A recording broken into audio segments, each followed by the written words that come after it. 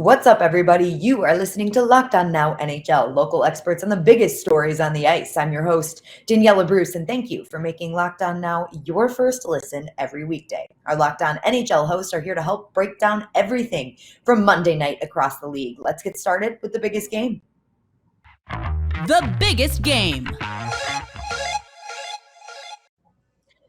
The Carolina Hurricanes led by a goal headed into the third period on Monday, but the San Jose Sharks played spoiler and handed Carolina its third loss of the season to end their West Coast road trip. Locked On Hurricanes tells us what happened. Hey there, hockey fans. Jared Ellis here, host of Locked On Hurricanes. And the Carolina Hurricanes just dropped their first game on their road trip on the West Coast to the San Jose Sharks in overtime. This was a game that I expected to be pretty tightly contested because San Jose was a team that was coming off a pretty ugly loss to the Capitals, and the Hurricanes were coming off a win against the Los Angeles Kings, but they didn't really look like themselves in that game. And then the Sharks also have former Hurricanes goalie James Reimer on their roster, so he knows what to expect from this team. And this was a game where the Hurricanes really didn't look a whole lot like themselves, not getting the shots off that they normally do, and really just getting played really hard by the San Jose Sharks. The Sharks came to play in this game, but there were some positives in this game. Antti Raanta played a really good game, and he got us that 1 point for getting into overtime. And Seth Jarvis is now here to stay. This was his 10th NHL game. He's here to stay for the foreseeable future with the Hurricanes, and he also got an assist to extend his point streak. So that was really good, and the Hurricanes also didn't take the penalties that they had been taking in previous games. So another good positive for the game, and something that they can hopefully build on heading up to Seattle. The San Jose Sharks scored early in the third period to tie the red-hot Hurricanes at 1 apiece on Monday, but San Jose wasn't able to hold off Carolina. Locked On Sharks tells you how the comeback fight fell just short of a victory. The Sharks rocked you like a hurricane. My name is JD Young of Locked On Sharks, joined by Kyle. Kyle, they scored.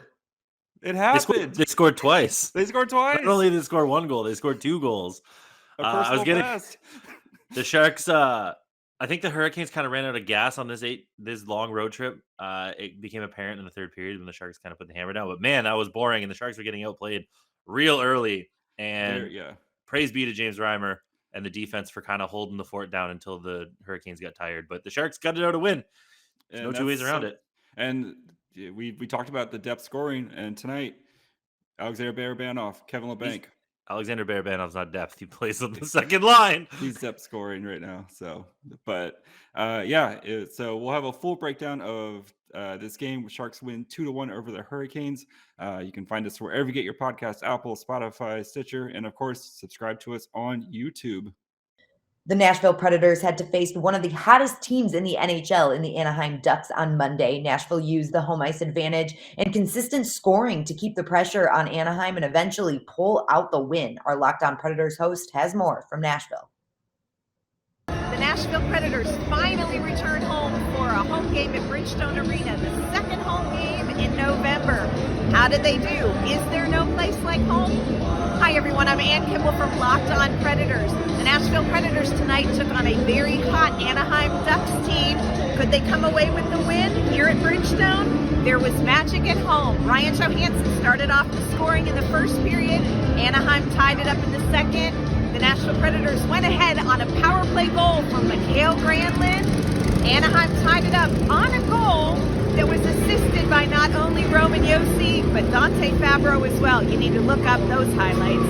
But the game-winning goal came compliments of Yakov Trenin in the third period, and Nashville held on to defeat the Anaheim Ducks right back here at home. Coming up next, we go around the ice from the NHL on Monday night. I'm Daniella Bruce, and this is Locked On Now. It's Thanksgiving, and we all know what that means. Football. And nothing goes better with football than turkey and, of course, betting. BetOnline has you covered all holiday season. More props, odds, and lines than ever before. BetOnline remains your number one spot for all sports action this Thanksgiving. Head to our new updated desktop or mobile website and sign up today. Receive your 50% welcome bonus with promo code LOCKED ON. That will help you receive your bonus. Again, that's promo code LOCKED ON. And it's not just football. BetOnline has pro and college hoops, NHL, boxing, UFC, and even your favorite Vegas casino games. Don't wait to take advantage of all of the amazing offers available for the 2021 season. BetOnline is the fastest and easiest way to bet all of your favorite sports. BetOnline, we're stuffed with deals this Thanksgiving. Welcome back to Locked On Now NHL. I'm your host, Daniella Bruce, and right now we're going to take a look at the rest of the action from around the NHL on Monday night. Let's go around the league.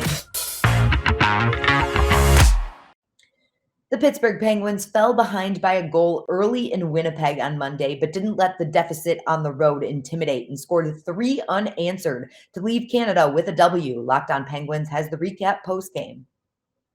Well, that's now 3, isn't it? Hey, everyone. I'm Hunter Hodes with the Locked On Penguins podcast, back with another little Locked On Now as Pittsburgh gets a 3-1 win over the Winnipeg Jets, who have been one of the better teams in the NHL this year. Pittsburgh also goes 3-0 on this little Canadian road trip, 6 out of 6 points, and they are now in a playoff spot for the first time in over, it feels like forever.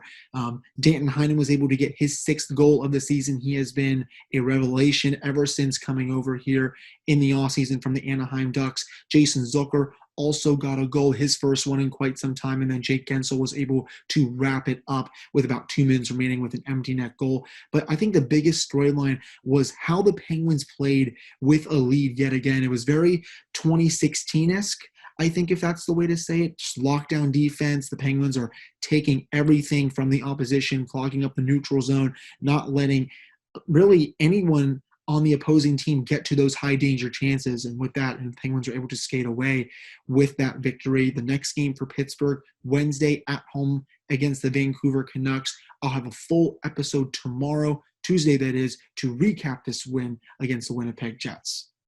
The Colorado Avalanche stays hot, winning their 5th straight game in a thriller against the Ottawa Senators, who are playing their first game back after a COVID-19 pause. Locked On Avs tells us how Colorado ended up on top in a back-and-forth matchup. The Colorado Avalanche come into this game winners of 4 in a row, seemingly flying high, and going up against a team that hasn't played in a little while thanks to COVID, pausing a little bit of their season for last week in the Ottawa Senators. So you would think this would be relatively easy. Definitely not.